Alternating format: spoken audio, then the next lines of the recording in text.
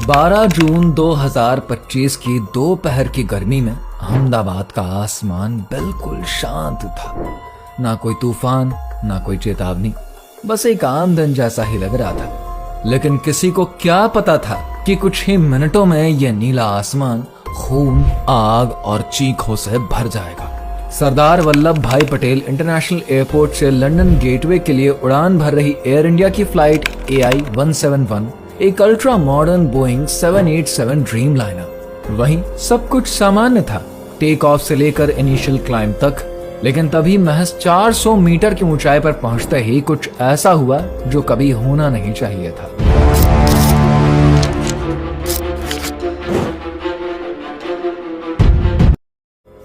विमान ने अचानक कंट्रोल खो दिया और जमीन की तरफ सीधा गिर पड़ा।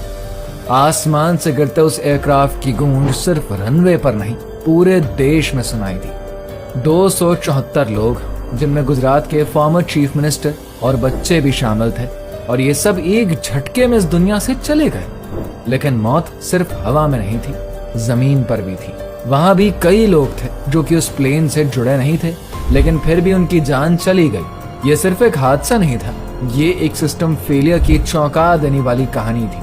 एक ऐसा क्रैश जिसने मॉडर्न एविएशन को कटघरे में खड़ा कर दिया। एक ऐसा मोमेंट जिसने हर उड़ान पर बैठे इंसान के मन में डर भर दिया। तो आखिर उस दिन हुआ क्या था और क्यों गिरा एक परफेक्टली वर्किंग प्लेन जमीन पर? दरअसल एयर इंडिया का एयरप्लेन AI-171 को कैप्टन सुमित सबरवाल और first officer love Kundan regulate कर रहे थे। इस प्लेन में 10 क्रू मेंबर्स के सदस्य और 230 यात्री सवार थे। इन सभी के प्री फ्लाइट चेक और इंस्पेक्शन पूरे हो चुके थे। एयर ट्रैफिक कंट्रोल यानी कि ATC ने प्लेन को टेक ऑफ की इजाजत दे दी। रनवे पर तेजी से दौड़ते हुए विमान ने हवा में उड़ान भरी और ऐसा लग रहा था कि सब कुछ नॉर्मल है। लेकिन टेक ऑफ के मात्र 40 सेकंड बाद ही कुछ गलत होने के साइंस मिलने लगे। फ्लाइट रेडार 24 के अकॉर्डिंग प्लेन 625 फीट की ऊंचाई पर पहुंचा और तभी यह रडार से डिस्कनेक्ट हो गया था। वहीं प्लेन ऊपर उठने के बजाय नीचे की तरफ झुकने लगा।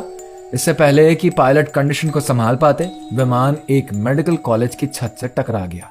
यह टकराव इतना भयानक था कि विमान का एक हिस्सा वहीं अटक गया, जबकि बाकी हिस्सा आसपास के घरों को तोड़ता हुआ जमीन पर जा गिरा। क्योंकि विमान ने अभी अभी उड़ान भरी ही थी, इसीलिए इसका फ्यूल टैंक पूरी तरीके से भरा हुआ था। वहीं टकराव के साथ ही फ्यूल में बड़ा एक्सप्लोजन हुआ और आग की लपटें इतनी ऊंची थी कि दूर दूर तक दिखाई दी। यह नजारा किसी भयावह फिल्म से कम नहीं था। आग इतनी तेजी से फैली कि आसपास का पूरा इलाका जलकर राख हो गया था। तभी फायर ब्रिगेड इमरजेंसी टीम्स तुरंत मौके पर पहुंची, लेकिन आग की स्पीड की वजह से काफी टाइम तक कंडीशन को कंट्रोल नहीं किया जा सका। साथ ही रेस्क्यू ऑपरेशन कई घंटों तक चला और चारों ओर सिर्फ चीख पुकार सुनाई दे रही थी। इस हादसे में प्लेन में सवार 241 लोग मारे गए और जमीन पर मौजूद 32 और लोग भी इसकी चपेट में आ गए। यानी कि कुल मिलाकर इस एक्सीडेंट ने 274 लोगों की जान ले ली। ये बोइंग 787 का पहला ऐसा हादसा था जिसमें कि पूरा प्लेन पूरी तरीके से तबाह हो गया। वहीं इस भयावह हादसे में एक चमत्कार भी हुआ। दरअसल इसी प्लेन में सवार एक व्यक्ति रमेश था, जो कि सीट नंबर 11A पर बैठा था। रमेश ने बताया कि टकराव के दौरान प्लेन का दरवाजा टूट गया और वह अपनी सीट समेत मलबे से बाहर गिर गया। किसी तरह वो अपने पैरों पर चलकर मलबे से बाहर निकला। ये किसी चमत्कार से कम नहीं था। रमेश की जान बचने के बाद पूरा देश उनके लिए न केवल खुश था बल्कि हैरान भी था कि इतने भयानक एक्सीडेंट को उन्होंने सरवाइव कर लिया। हालांकि इस हादसे ने एयर इंडिया की सेफ्टी और मेंटेनेंस प्रोसेस पर बड़े सवाल खड़े कर दिए हैं, क्योंकि ये कोई पहला मौका नहीं है जब एयर इंडिया की फ्लाइट्स में टेक्निकल खराबी की खबरें सामने आई हो। हादसे के बाद एयर इंडिया की 5 दूसरे फ्लाइट्स को टेक्निकल रीजन से ग्राउंड करना पड़ा।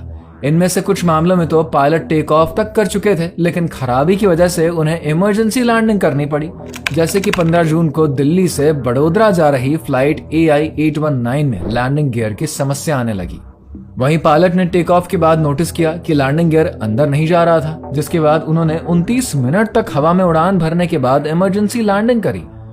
इसी तरह 16 जून को हांगकांग से दिल्ली जा रही फ्लाइट AI-315 एक बोइंग 787 ड्रीमलाइनर को टेक ऑफ के 90 मिनट बाद वापस लौटाना पड़ा और ATC रिकॉर्डिंग से पता चला कि पायलट्स ने टेक्निकल रीजन से हांगकांग के पास लैंडिंग की इजाजत मांगी थी।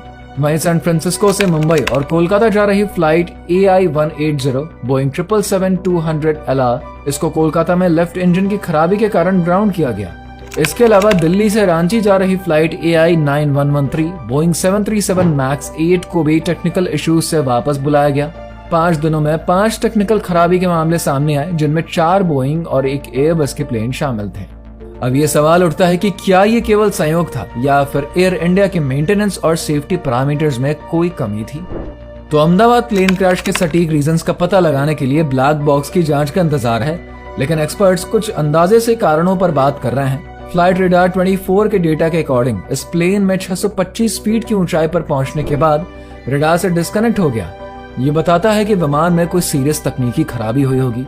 एक खास पॉसिबिलिटी ये भी है कि प्लेन के दोनों इंजन्स एक साथ फेल हो गए थे।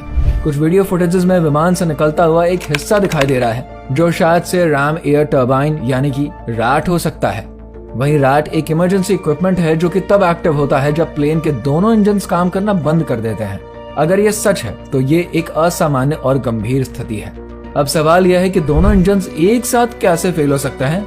बोइंग और एयरबस अपने मैनुअल में हर तरह की इमरजेंसी सिचुएशन के लिए रिएक्टर्स बनाते हैं, लेकिन दोनों इंजन्स का एक साथ फेल होना इतना रेयर है कि उसके लिए कोई प्रोसेसिंग मौजूद ही नहीं है। अगर इंजन फेलियर के कारण प्लेन को बिजली पहुंचना बंद हो गई होगी तो उससे ट्रांसपॉन्डर भी बंद हो गया होगा, जिसके कारण फ्लाइट रेडार 24 से कनेक्शन टूट गया। लेकिन इंजन फेलियर अकेले क्रैश का कारण नहीं हो सकता है, क्योंकि प्लेन धीरे धीरे नीचे गिरा, जो कि तभी पॉसिबल है जब इंजन पूरी तरीके से पावर जनरेट नहीं कर रहे हो। वहीं प्लेन के टेक ऑफ के दौरान 3 मेन स्पीड स्टेजेस होते हैं, V1, VR और V2। V1 वो स्पीड है जब पायलट को यह तय करना होता है कि प्लेन को रोकना है या फिर टेक ऑफ करना है।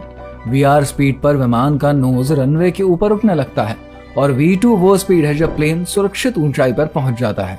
लेकिन VR स्पीड सबसे खतरनाक होती है, क्योंकि इस दौरान ना तो विमान को रोका जा सकता है और ना ही वो पूरी तरीके से उड़ान भरने की स्थिति में होता है। अगर इस दौरान इंजन फेल हो जाए तो विमान क्रैश होने का खतरा सबसे ज्यादा होता है।